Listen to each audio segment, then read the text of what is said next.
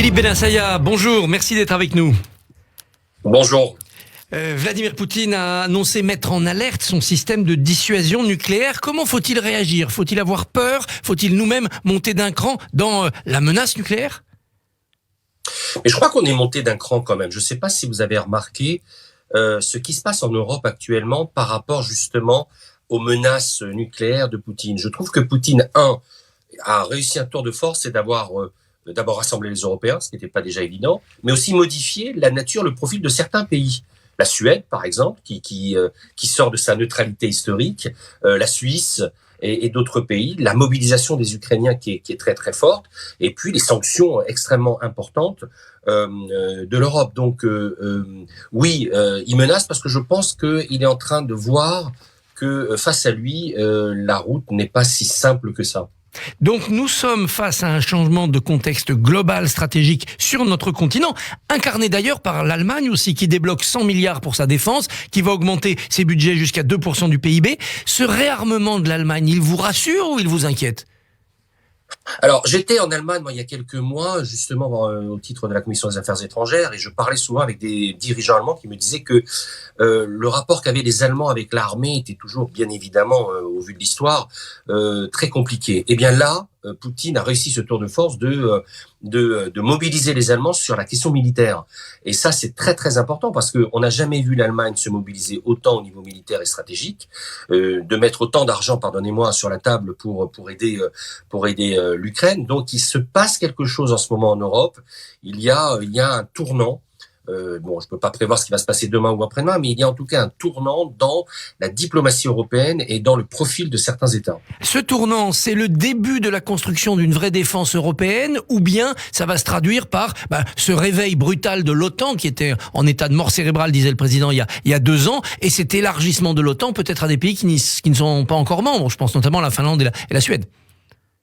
Absolument. Moi, je privilégierais plutôt la première option, c'est-à-dire un renforcement des pays européens et de la prise de conscience des pays européens d'être unis et d'avoir une défense européenne, ce qu'on appelle dans le jargon européen une BITD, c'est-à-dire une sorte de plateforme de défense européenne qui pourrait réagir à l'événement. Moi, sur l'OTAN, je suis un peu plus sceptique parce que il faut aussi se regarder de temps en temps. Et en effet, on a également nos responsabilités depuis 1989 et l'OTAN a également ses responsabilités dans l'escalade depuis 1989, parce que Poutine ne parle pas de l'Ukraine depuis qu'une semaine. Il en parle depuis des années. Et depuis des années, malgré tout, l'OTAN pousse ses pions un peu à l'Est, à la demande souvent des pays de l'Est également. Mais ça constituait également une menace pour Poutine. Il faut être honnête, on a nos responsabilités. Et je trouve que pour sortir de ces responsabilités-là, il faut une Europe plus forte, une Europe de la défense, une Europe de l'armée également. Et je pense que c'est important ça. Néanmoins, aujourd'hui, on a l'impression que être dans l'OTAN, c'est le seul bouclier face aux Russes. Les pays baltes, aujourd'hui, s'ils n'étaient pas dans l'OTAN, ils trembleraient d'être les prochains envahis. J'étais il y a dernièrement à Bucarest. Vous savez, sur les bâtiments publics, vous avez 3 drapeaux. Vous avez le drapeau roumain, vous avez le drapeau européen et vous avez le drapeau de l'OTAN. Donc, pour certains pays de l'Est, l'OTAN est un parapluie. C'est une sécurité. Mais je trouve que l'OTAN aurait dû faire preuve, notamment pour l'Ukraine. L'Ukraine qui est le pays le plus proche de la Russie au niveau culturel, au niveau linguistique, au niveau de sa population, aurait dû faire preuve d'un petit peu plus de mesure et un petit peu plus d'assurance à Poutine. La Roumanie qui rentre dans l'OTAN, on peut le comprendre. Il y a la mer Noire, il y a des enjeux stratégiques extrêmement importants. Vous avez la Turquie, vous avez la Crimée, voilà. Mais l'OTAN en Ukraine aurait dû peut-être mettre un peu le frein à main quand même. Les pays européens vont donc livrer des armes à l'Ukraine. Est-ce que ce n'est pas à la fois trop tard, parce que ça va être compliqué de les acheminer, on ne pourra pas former les personnels ukrainiens, et à la fois trop provocateur face à la Russie?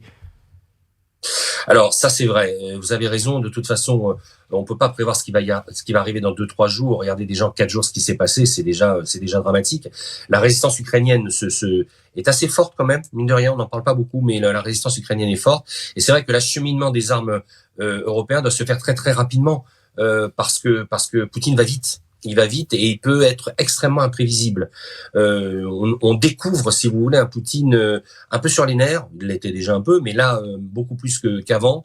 Et il sent que la communauté internationale se retourne contre lui. Donc, il est pressé. Et nous devons passer la surmultiplier justement pour aider les Ukrainiens. Je voudrais saluer quand même 30 secondes le président Zelensky, le président de l'Ukraine, qui fait preuve d'un grand héroïsme. Il s'est révélé dans cette affaire, et j'espère que, en tout cas, il aura de quoi résister face à l'avancée russe. En Union européenne, il n'y a plus qu'une seule puissance nucléaire depuis le départ des Britanniques, c'est nous. Est-ce que notre parapluie nucléaire couvre automatiquement les 26 autres membres de l'Union ? C'est aussi la déclaration de Le Drian, notre ministre des Affaires étrangères. Un peu imprudemment d'ailleurs, les menaces, répondre aux menaces, je suis pas sûr que ça soit le meilleur moyen de désescalader, comme on dit. Mais c'est vrai que nous avons un parapluie, les Russes le savent, ils le savent que la grande puissance nucléaire européenne, c'est la France. Et d'ailleurs, c'est pas pour rien que les Français sont peut-être les seuls grands interlocuteurs des Russes, même si les résultats sont pas toujours là, mais les seuls interlocuteurs pour les Russes, parce que la France constitue la grande puissance, maintenant que les Anglais sont partis de l'Union européenne, constitue la grande puissance. Attention, il n'y a pas que nous, également dans les forces armées européennes, il y a l'Italie, il y a l'Espagne, il y a l'Allemagne également maintenant. Donc je pense que si on s'unit, et si on parle d'une seule voie militaire, on peut également, je pense, peser dans cette affaire. Est-ce que cette menace russe, est-ce que cette tragédie ukrainienne ne vont pas annuler la campagne présidentielle ? Comment proposer de changer le chef des armées alors qu'on est en risque de guerre ? Oui, c'est le problème. On a eu le Covid qui a anesthésié le début de la campagne électorale. On a la crise ukrainienne qui achève cette campagne électorale, malheureusement. Mais j'espère que cette campagne va être déconnectée de la crise ukrainienne, parce qu'en effet, le président Macron bénéficie quand même d'un contexte politique plutôt favorable pour la deuxième fois. Je tiens à le préciser quand même, parce qu'en 2017, il avait déjà eu les faveurs de l'affaire Fillon, et en 2020, malheureusement, c'est pas de sa faute, et il n'est pas responsable, mais il surfe un peu sur le chef de guerre, le père de la nation, le protecteur du peuple. Donc je trouve que c'est un peu regrettable, parce que cette campagne électorale va passer un petit peu à l'as. Et comment Valérie Pécresse peut-elle marquer sa différence en cette période de crise, à la fois avec ses rivaux pour le premier tour, Zemmour, Le Pen, Mélenchon, et puis face au président sortant ? J'aurais remarqué quand même que Valérie Pécresse est la seule qui a tenu un discours plutôt pro-ukrainien, pro-européen, et contrairement aux extrêmes, contrairement à Mélenchon, à l'extrême gauche, contrairement à l'extrême droite avec Zemmour et Le Pen, je trouve que Valérie Pécresse a fait entendre une voix médiane, plutôt propre à ce qu'est le centre droit et la droite française aujourd'hui, mais est-elle audible ? Ça, c'est un autre sujet, parce que on est écrasé. La campagne continue, je vous le dis, on est en campagne tous les jours, mais on est un peu écrasé par l'événement et par l'actualité. Alors François Fillon a démissionné de ses mandats dans les sociétés russes où il siégeait. Les Républicains comportent néanmoins depuis De Gaulle, une frange toujours indulgente vis-à-vis de la Russie, voire élogieuse vis-à-vis de Poutine. C'est un problème encore chez les LR ? C'est l'Europe de l'Atlantique à l'Oural. C'est un vieux sujet, gaulien, gaulliste. Je trouve qu'il fallait pas mépriser la Russie. Moi, je vous le dis comme je le pense. Je suis plutôt sensible à la résistance ukrainienne, plutôt proche de ce que fait le président ukrainien, et j'espère que l'Ukraine va pouvoir s'en sortir, parce que c'est un pays souverain, c'est un pays européen avec une grande tradition historique, parfois russe, parce que souvent les deux pays sont extrêmement mêlés culturellement. Mais c'est vrai qu'aussi qu'on a un peu méprisé la Russie. D'abord parce que la Russie est passée du tsarisme. Je tiens à vous préciser quand même que ça fait depuis un siècle qu'on fait souvent la guerre à l'Est.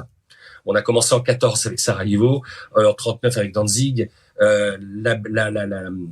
la Yougoslavie dans les années 90, je rappelle quand même que l'OTAN a bombardé un pays, la Serbie et le Kosovo, alors que ce n'étaient pas des pays de l'OTAN. Donc vous voyez, quand on veut, on peut.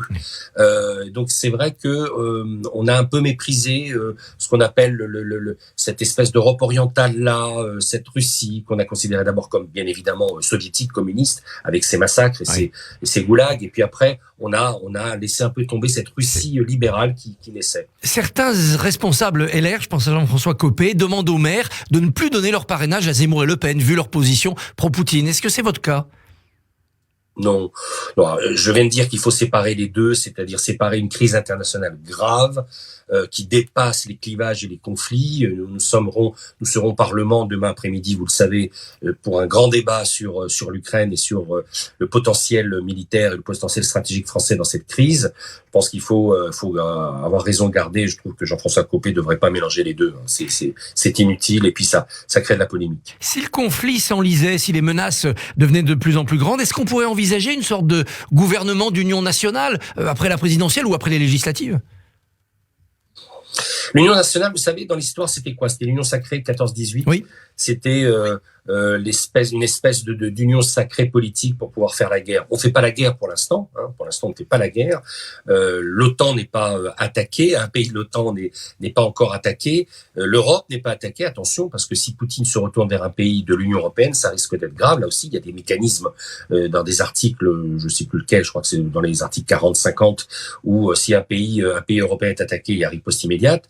Donc on n'en est pas là. Donc je pense que c'est sympa de toujours trouver les termes ou les phrases du passé, mais on n'est pas à l'union sacrée. Il faut séparer les deux. Je sais que Macron, son idée, c'est de jouer le petit père des peuples et également l'union sacrée face à l'Ukraine. C'est un bon moyen pour lui de ne pas faire campagne, de ne pas faire débat avant le premier tour. C'est encore une aubaine pour lui, même s'il n'est pas responsable de cette situation, bien évidemment, mais c'est une aubaine politique. La France doit-elle accueillir des réfugiés ukrainiens ? Doit-elle prendre sa part ? Je le pense. Je pense que la France doit prendre sa part. Pas seule, mais elle doit prendre sa part également. Vous savez qu'il va y avoir, apparemment, selon les études, entre 4 et 7 millions de personnes déplacées ou migrants à la suite de ce conflit ukrainien.